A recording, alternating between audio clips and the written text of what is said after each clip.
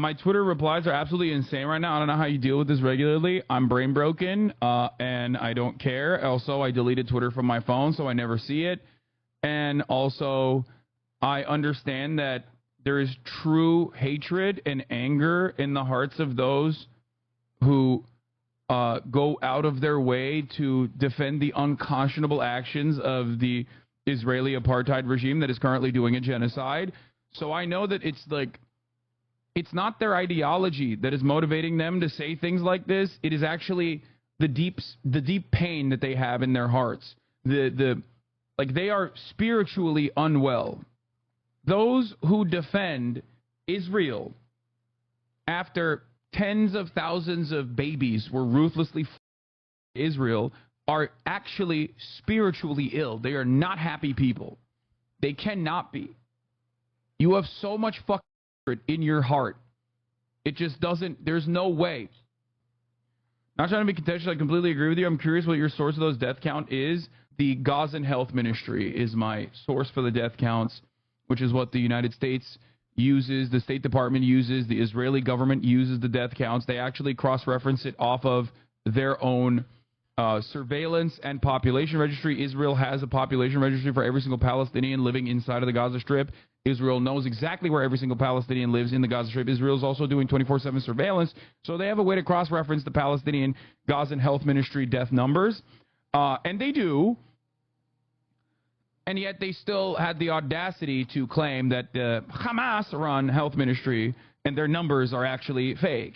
By the way, the 30 to 35,000 number is most likely an undercount as a consequence of the entire healthcare structure collapsing under Israel's siege on almost every single fucking hospital, barely leaving any hospital that's not in fucking sieging every single hospital in the Gaza Strip, and forcibly kicking out as many doctors as possible, like pushing them to the brink of destruction and collapse, and killing doctors as well, killing medical professionals, shooting ambulances and whatnot.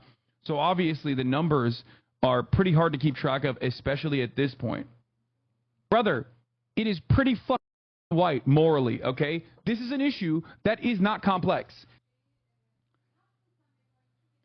Imagine making fun of student protesters who are demonstrating the courage and the moral decency. Why are we taking the side of the people that attacked and raped on October 7?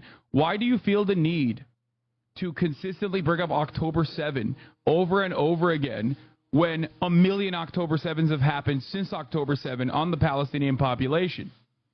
Do you feel like there is a little bias inside of you? There's a little dissonance inside of your brain. You still have a crumb of consciousness. You have a conscience. Everyone does, right? Everyone does. And inside of you, there's a little voice that says, what if Israel is in the wrong? Oh my God, I don't want to think about that, which is why I have to somehow go back to October 7 to be like, no, everything Israel's doing is actually morally righteous and just. That's why you're doing it. Lean into the side of you. Lean into the emotions that you feel when you see the harrowing pictures from Gaza, basically flattened by the Israeli occupying force. Okay? It is not a complex issue, and it wasn't a complex issue before October 7, and it's not a complex issue after October 7. It has never been complex. It's actually a pretty black and white, morally pretty black and white issue, and anyone who tries to say it's complex is only doing so because it literally doesn't fit in their own mental framework. So I try to see the silver lining there. I try to see a positive in that, and I think that whenever people go, oh, it's a complex issue, I try to urge them to lean into why they think it's complex, because it's not actually complex at all. If roles were reversed, you would not have no issues with it at all. You would know exactly what it is. Anyway, what is this? My basic model of student protest is that in general, students don't know shit protesting against. They do it because it's cool, makes them feel like they're part of something important and want to be with their friends. This is probably right. Most people don't form political opinions through deep examination of the issues or reasoning from first principles. It's more like picking some particular fashion label or a way of dressing, especially for younger people who face more peer pressure. Yeah, dude, totally. They're just opportunists. All these students just want to fucking cool. Yeah, well, guess what, dude? Sucks that Israel can't remain cool among the hearts of the youth.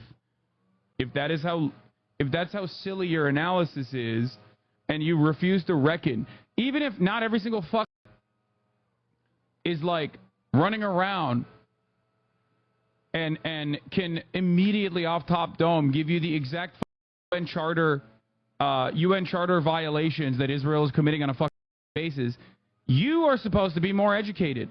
Why are you so cowardly? Why can you not do the fucking thing?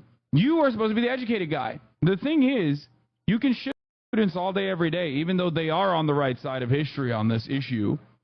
But it is up to you as an educated political commentator to do the reading.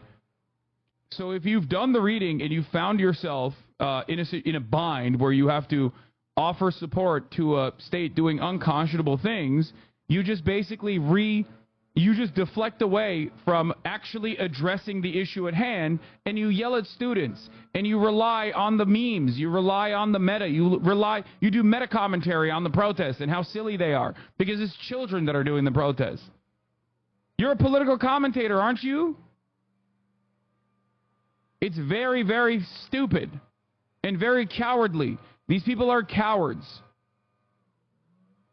They can't address it.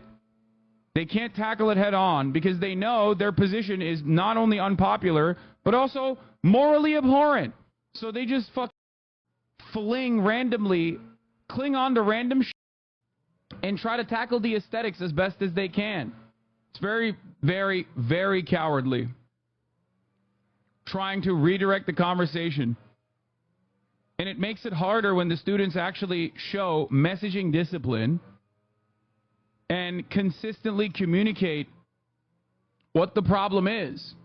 And they do it through the most knowledgeable vectors within their ranks. They use media liaisons. They use people who are very knowledgeable to represent the broader group's opinion on the matter.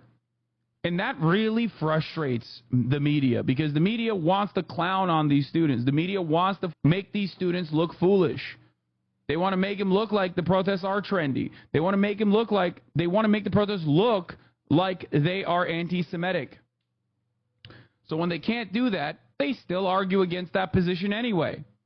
And they do everything in their power to basically turn around and act like at the top of the hour there isn't a 3-minute ad break when there is one. Zionists hate, more than anything, maybe with the same ferocity, the hatred that they have for Palestinians, they have for anti-Zionist Jews.